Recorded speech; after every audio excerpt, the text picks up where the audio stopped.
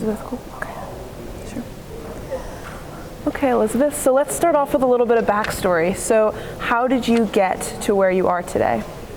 Well, it depends how far you want to go back. I mean, I feel like it's extraordinary circumstances that have brought me to where I am today, and those extraordinary circumstances started when I was 14, where I was kidnapped and I was held captive for 9 months, and that set me on this pathway of advocacy, of speaking out for victims of sexual violence, of working to prevent crimes of kidnapping and abuse, and that is what has ultimately led me to where I am today. And can you talk to me about some of your influences on this journey that you've been on? Well, certainly my parents have been huge influences. My mom is the strongest woman that I have ever met or ever known, and she is the person that I always look up to, always. She always has advice, whether I take it or not, that's another question. And then certainly my dad. I mean, my dad, he really was the one who taught me what service was. It was always him whose example I kind of followed in realizing that, you know, this might be inconvenient for me, this might not exactly work great in my schedule or my life, but what is it for? This cause and this purpose is so much bigger than just me. And what will the consequences, good or bad, be from making these decisions? And that's kind of, those are the two people who I've probably looked up to the most and who have helped me the most along in my life. What's the best advice that your mother's ever given you? Well, the best advice, I mean, she's given me a lot. I could spend all day talking about it, but probably after I was rescued, she said, you know, what these people have done to you is so bad. There aren't words strong enough to describe how wicked and evil they are. They've stolen 9 months of your life that you'll never get back. But the best punishment you could ever give them is to be happy, to live your life, to do all the things that you want to do. And as I've thought about that advice, I don't think that she meant, never be angry, never feel frustration, never feel pain or sadness. I think she knew that I absolutely would. I think what she wanted me to remember was that this is still my life, and I only have one shot at life, and I can still make it whatever I want it to be. And that's what I should work towards every day. So, in essence, never give up. Right. And is that the advice that you would give somebody else, or is there a better piece of advice that you would give a man or a woman that's, you know? I would absolutely share that advice, because whether you like it or not, we all have trials, we all have problems in life, and if you haven't, I mean, just wait, they'll come. But these trials and struggles, they change as you get older. As you finish one, something else comes along. But yes, I would say, you know, a lot of these challenges that we face in life, they're not consequences of our own actions. It's not something necessarily that we deserve to have happen. It just happens. Whether it's just fate, if you will, or the consequences of someone else's actions, things happen all the time. What ultimately matters in life, what ultimately defines who we are, it's not so much the things that happen, but it's the choices and the decisions that we make after. And so yes, that is the same advice that I would share with everyone. Do you have a favorite quote that's like in terms of talking about, you know, what we've been talking about inspiration? Do you have like a favorite quote or somebody that you know that has been quoted that you just sort of look to? Well, it changes daily, quite frankly. But one of the quotes that's kind of just kept coming to mind a lot lately is, I had the opportunity to interview Diane von Furstenberg a few years ago, and she said to me, and I know she's said this on other platforms to other people as well, but she said to me, I have never met a woman who isn't strong. She simply doesn't exist. And I'm not trying to exclude men in this, right, as this is the Gracies, and I very, very, very much believe in women empowerment. I feel like that quote is especially poignant today, because being a woman, it's not easy. Right now, I mean, I'm a mother, I have 3 kids, I travel, I work, I run a nonprofit, and it's a lot. It is a lot, and I think, man, I am strong. And I think as women, we all need to hear that a little bit more often. I mean, you don't have to live my life to be strong. Every single woman out there is strong, simply by the fact that she is a woman. Weak women, they do not exist. So let's talk about a little bit about like where you've gotten. What's your current position? What are the things that you do right now? So I do a number of things, as I just mentioned. I have my own foundation, which I'm so excited about. We've spent the last year rebranding. We're going to be relaunching this coming year, the 2020. So it's taken a lot of time and effort, but it too is all about female empowerment, victim empowerment, prevention, education. We've got some new programs we will be launching that I'm very excited about, so that takes up quite a bit of time. First and foremost, I mean, I am a mother. I have 2 daughters and a son, and they are my bosses. Right. I used to think when I was a kid I couldn't wait till I was an adult so I could boss everyone around. But now I've realized that I am a parent and that I have children. No, I will never be the boss. They are the boss. I didn't know I had it so good when I was a kid. But no, they are the best part of my life, and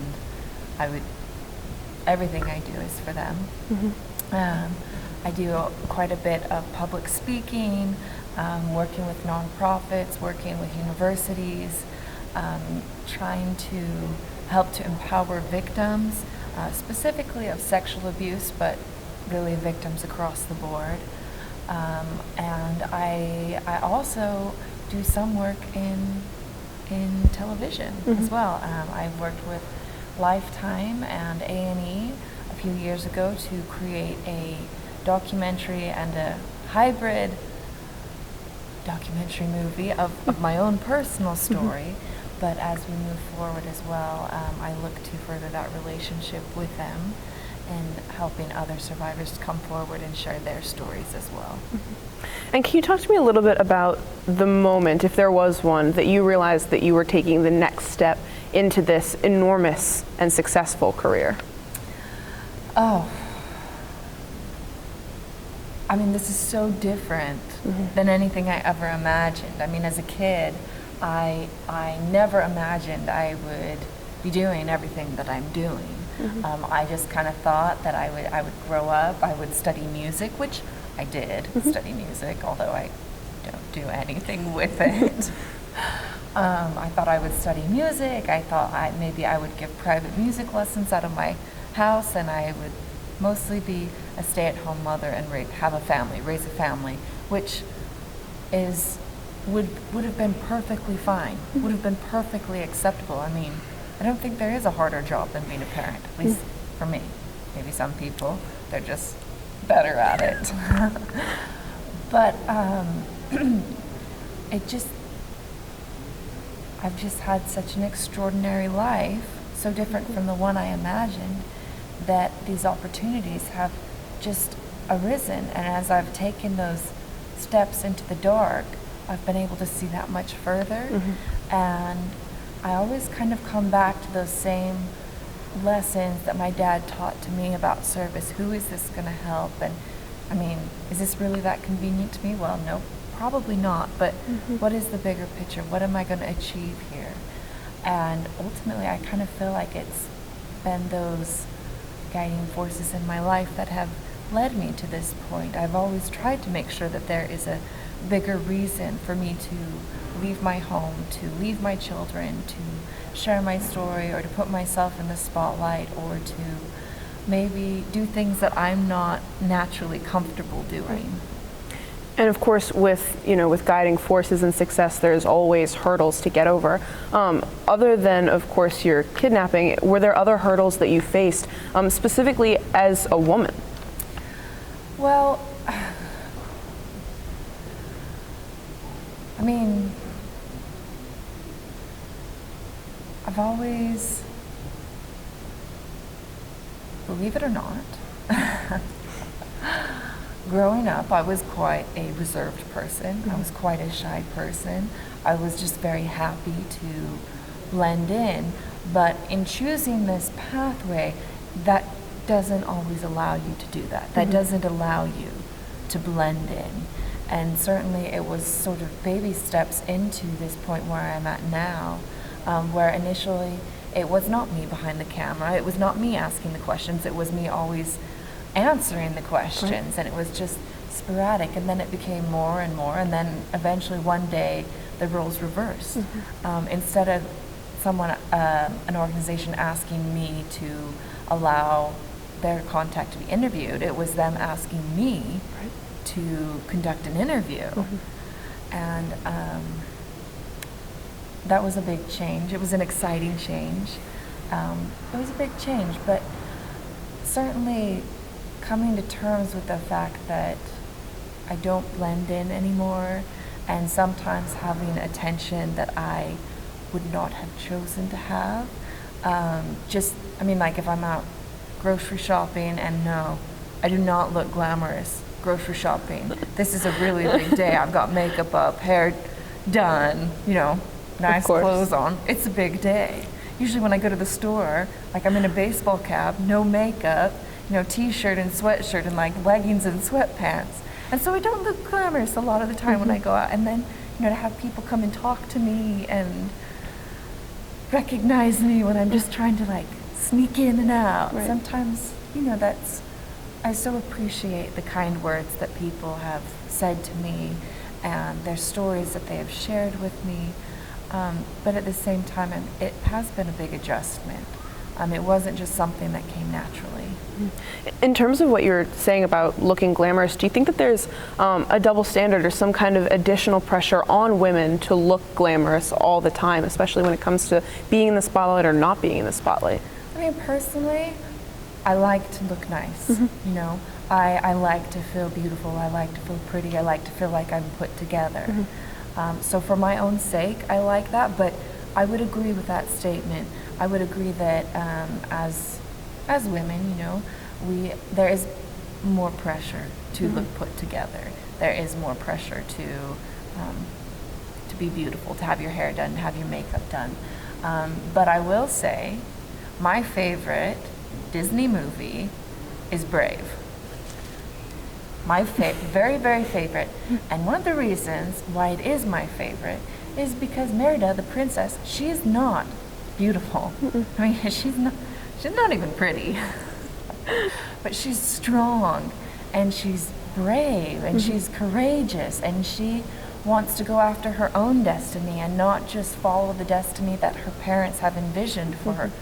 And for me, I love that. So I'm constantly trying to put Brave on for my little girl to watch, but no, she still wants to watch Sleeping Beauty, Cinderella, which is fine.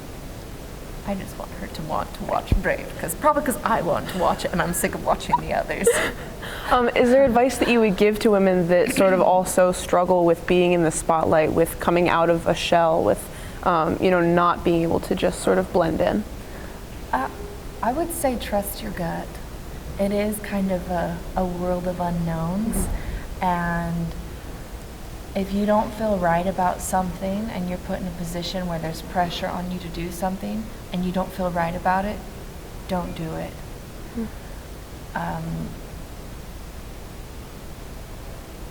That would be my advice. And then switching gears a little bit back to your career, is there anything that up until this point that you would change or do differently if you could go back? There have been opportunities through the years that I have turned down or that didn't seem like they were the right fit, and there are times that I sit and wonder, should I have said yes to that? Should I have done that? But I don't think it's really of benefit to spend time dwelling on what could have been. And so I guess I just have to look at where I am right now in my life, and I am happy right now in my life. I do feel really positive about where all things are at, where my career is at, where my personal life is at. And so to answer your question, no. Because had I made a different choice, or maybe had I said yes to something else that wasn't quite in line with what I felt was right, I don't know if I would be here. And so with that being said, I feel confident in the decisions that I've made, and I'm I'm glad with where I am today. And what fuels that happiness? What inspires you to sort of get up in the morning and continue to do this? But it's usually my kids coming in to tell me that they're hungry, they want breakfast. That's what usually gets me out of bed. But honestly, it's the change that I feel that I can make, because for me, media, film, television, it's not just a job. It's not just something that I do or do occasionally. Right. For me, there's a purpose behind it, and the purpose behind it has always been to try to help others understand the point of view of a survivor, of a victim, or to try to help make a cultural shift, because I have been on that other side. I know what it's like to be a victim. I know what it's like to be abused. I know what it's like to be hurt, to be kidnapped, and then to come back and feel alone, feel like nobody could possibly understand what I've been through, and at the same time to have just about every news outlet, it felt like, in the world have their attention focused on me. I absolutely know what that feels like.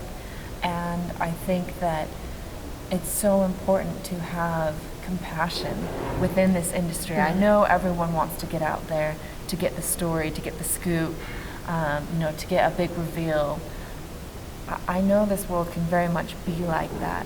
But I also, from the victim's perspective, from the survivor's perspective, from the interviewee's perspective, I also know how intimidating and scary that can be. And so when I go out and I try to interview these people, I want to make sure that they feel safe, that they feel comfortable, that this is an opportunity for them to share their side of the story, to help people understand what they've been through. So as they move forward in their life, they look at it as a stepping stone. They look at it as healing, as helping just your everyday person to realize, wow, I never realized how asking the question, why didn't you run? Why didn't you scream out? Why didn't you do something? I never realized how asking those questions could be so traumatizing. Or I never realized how, the smallest things that seem so insignificant to me could seem so huge to somebody else.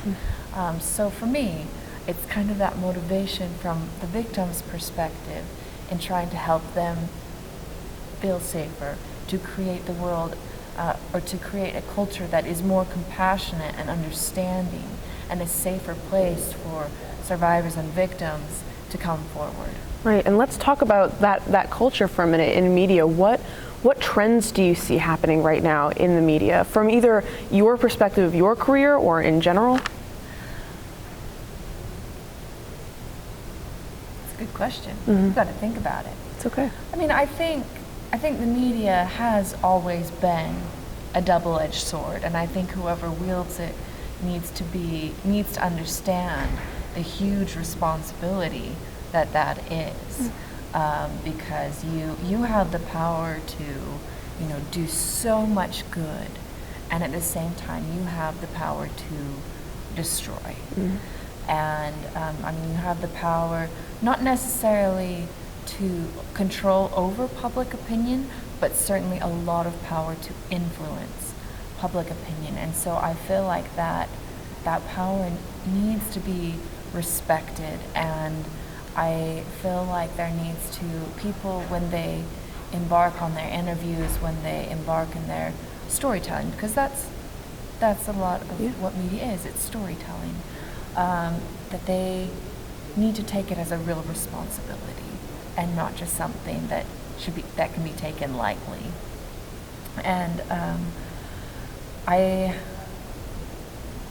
feel like personally I've been on both sides of that. I feel like it has done immense good in my own life, but I've also looked at my family and I've also seen immense suffering come from it as well. So I think that it is something that needs to be taken very, very seriously. That being said, as time progresses, I have to say that I am encouraged, because I do see more and more, I do see people caring more. We see both extremes, I think. I think we see people who care very deeply, and I think we see people who just see it as a means to an end. So I hope that more and more people will realize the responsibility that being in media is and not take it quite so lightly. But that's one of the things that I feel like I see. And the other thing that I feel like I have noticed is that I do feel like women are definitely becoming more prominent within the media. I think we still have lots of ways to go, and not necessarily just on screen, but behind the screens as well, behind the cameras as well, you know, in the production teams. There are incredible men and women both, and I do actually feel like I am seeing more women, and that is encouraging because we're not just trying to appeal to just men or just women. We're trying to appeal to everyone, and so I think it's good to have equal representation. Absolutely, and following on that trend, why are organizations like the Alliance for Women in Media important today, especially? Why do you think that this organization is important? There are probably many reasons. So many reasons that even probably are even above my head. But one of the reasons that is important, and I guess this is coming from more of a personal place, is that even for myself, as I've stepped forward, as I've made these choices in my life, there's always been this little voice inside me that's like, can you really do this? Are you really sure? Like, do you know what you're doing? You don't know what you're doing. You're going into this and you actually don't have a clue what you're doing. And it wasn't until a couple years that I actually even knew what the Gracies were, or the Alliance for Women in Media. And then when I heard about it, I was like, no, I can do this. Like, this is a big deal. I really can do this.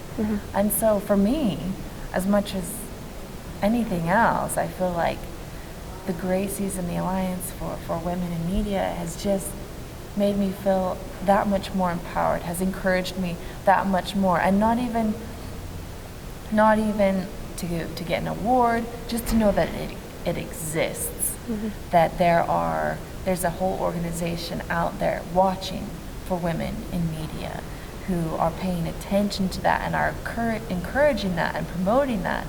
I think that for me is a big deal. And I know there are so many more answers, but I guess that's the one that's most poignant for me because, I mean, I certainly have had my doubts. I've certainly been like, can I really do this? Am I really sure about this? And for me, it's just kind of been like that pat on the back or that gentle nudge saying, yeah, I can.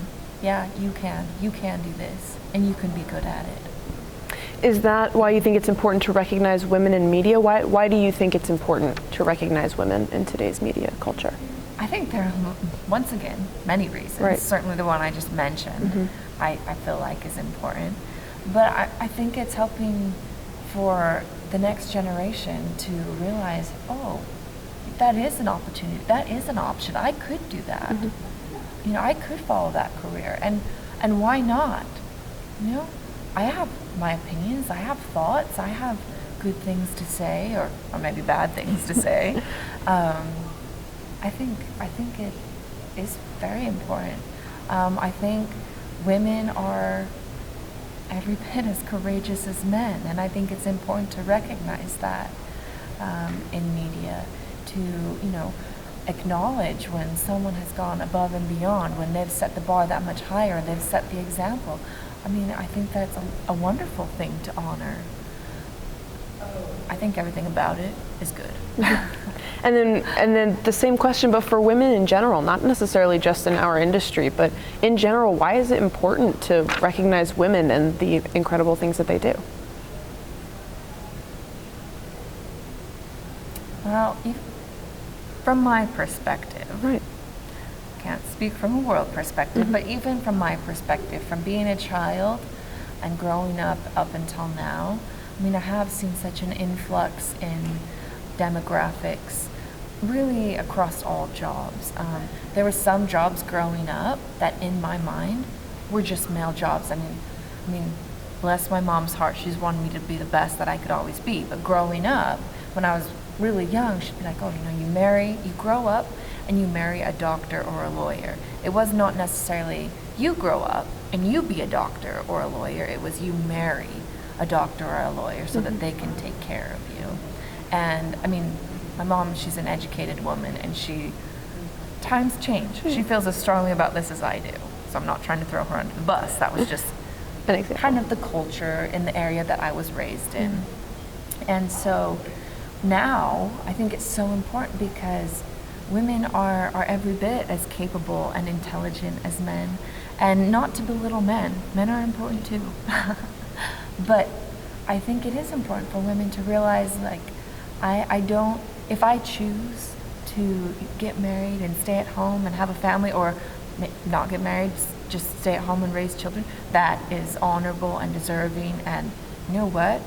Good job, because that is hard. But also, if you decide to go out and become that doctor or lawyer or, journalist or anchor or teacher or whatever it is you decide to do, good job for that. I mean, there isn't just one stereotype that you should have to fit into. I mean, you should be able to do what you want to do. Is there anything else that you think is important to add today while we're at the Gracies and with the Alliance for Women in Media? Is there anything else that you think is important to add about either your career or women recognition? Anything?